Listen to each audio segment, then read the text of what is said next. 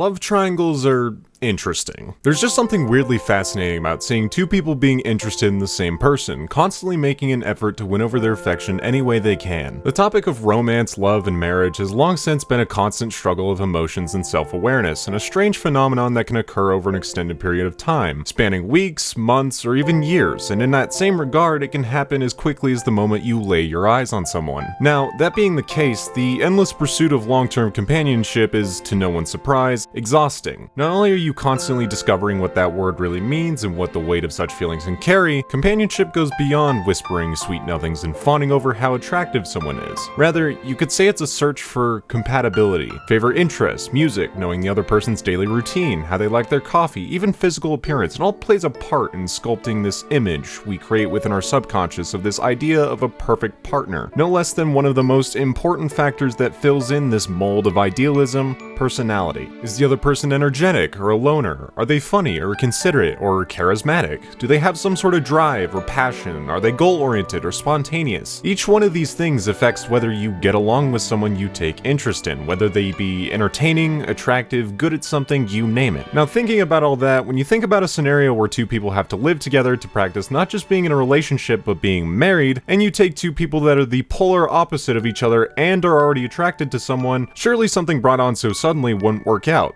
right? Well, that may not necessarily be the case. More Than a Married Couple, Less Than Lovers is a slice-of-life romantic comedy centered around this very premise, where at Seishun Academy, funnily enough translating to Youth Academy if you want to be that guy, pairs of male and female students are randomly selected to live together in on-campus dorms as a mock married couple, cause, I don't know, Japan declining birth rates or something, and are graded on how well they can coexist with their mock partner. Not to mention that this so-called marriage practical is a requirement for graduation. With this being the case, there is one caveat. If your mock couple manages to reach the top 10 of every other student doing this, classified as A rank, you're able to change your pairing among the other A rank pairs, as a sort of stopgap for pairings that want to take the fake it till you make it approach. Oh, and don't worry, the bedrooms are fingerprint activated, so no sexy time for you. And on one hand of our lead perspectives is that of Yakuin Jiro, a gamer nerd with not a whole lot of friends who has a preconceived interest in Sakurazaka Shiori, his childhood friend, you probably already know where this is going, and Watanabe Akari, a vibrant, colorful, and incredibly attractive gal who has her eyes set on Tenjin Minami, who I'm just gonna describe as the popular, sporty, nice guy. Now, seeing as how both of them already have their own pre-established crushes and want to be paired with them for the practical, funnily enough, they swap these exact matchups, with Shiori being paired with Minami, and, well, Akari being paired with Jiro, which throws both Akari and Jiro for a loop, wondering how the hell two polar opposite people are supposed to even get along with each other, much less make it to A rank to change pairings. Now, initially, I was a bit thrown off by the first episode, not really thinking too much of the plot itself, despite it being an interesting concept, and I wasn't sure what to think of Jiro, seeing how his self-confidence was almost annoyingly low. However, that being said, I am a firm believer of the 3-episode rule and decided to give it a little bit of time to see where things were gonna go, and not even halfway through the first episode, the show just says fuck it, and speedruns the one thing every slice of life fan wants to see from these shows.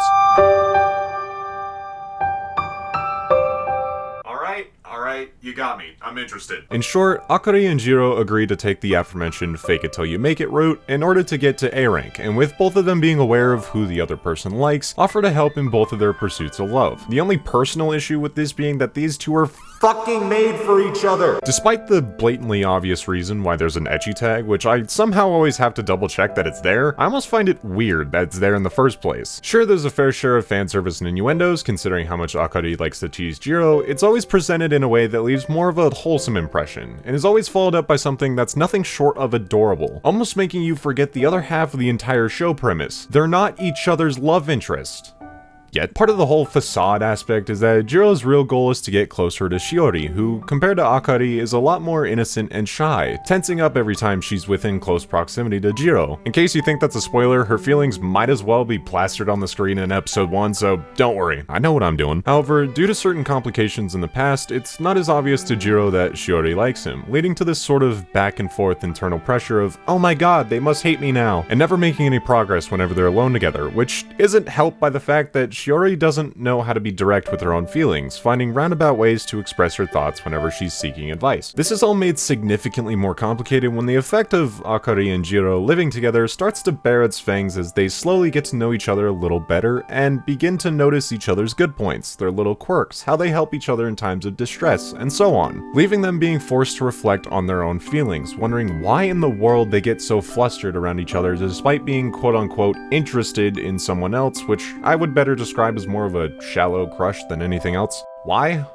Cause I did it all the fucking time. Trust me, I know. That being said, to no one's surprise, your opinion of someone is gonna gradually change if you spend extended periods of time around each other, especially if you live together, and our main pair is no exception to this. Not only is Jiro left confused after feeling relieved whenever something doesn't work out between Akari and Minami, but Akari herself starts to realize something about Jiro that, to this point, has never been the case for anyone else. Jiro has always been there for her, helping her put together a lunch, taking care of her when she's feeling depressed, making sure she doesn't fail her midterms, keeping her from doing something reckless just because she's caught up in a certain mood. I could go on. For a guy who seemingly has nothing special about him, doesn't have many friends, and isn't confident in himself, Jiro has never spared an effort in helping Akari find her happiness, whether he himself realizes it or not. In that same regard, Akari has always found her own ways to send Shiori's way, despite her newfound conflicted feelings. Almost like this goes from some sort of joint operation to showing this as their way of caring for each other, regardless of whether their growing feelings for each other end up overriding what preconceived notions they may have now. They get to the finish line wishing for each other's happiness, and knowing close to exactly how they could make the other person feel that way. The only thing standing in the way of that is whether or not they'll look at each other one day and finally notice.